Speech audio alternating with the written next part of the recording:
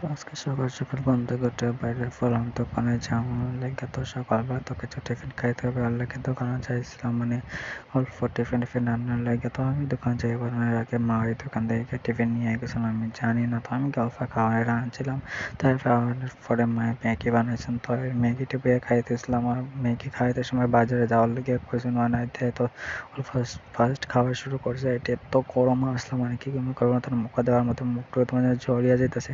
কিছুক্ষণে first খাইতে লাগবো বাজারে, তো চাইতে বাজার করতে লাগবো। তো বাজারে এদিকে বাজারের অবস্থা খুব খারাপ, বাজারের রাস্তাটা অনেক বড় করতেছে। তো এর লেগে বাবা যেখানে দোকান লইয়া বই তাই এখানে দোকান একদম ভাঙ্গা লাইছে। সাইডে আরো অনেক দোকান ভাঙবো, এটা ভাঙছে না কারণ ওইটা তো একদম পার্মানেন্ট দোকান, তো এটা তো ফট করে ভাঙতে পারতেছে না, কাজ শুরু হওয়ার পরে সব ভাঙ্গা লাইব। তারপরে বাজার টাজার করিয়া বাইরের দিকে এগুলা লেগে রওনা দিছি। আর আজকে ছাতিও নিছি না, এর মধ্যে এত রৌদ্র উঠাইছে মানে কি কইবার মতো না। একদম শরীরটা জ্বলে যেতেছে একদম, এত রৌদ্র ভাই ঘুমায় সকাল সকাল এত রৌদ্র যদি দেয় তো পুরা দিনটা কেমন রৌদ্র দিব, তো এটাই বুঝা পাইতেছি না। তো যাই হোক কিছু কারণে ছাতিতে নিছি না, তো আইতে তো লাগবো, বাজার তো করতে লাগবো, এলেই যাই হোক।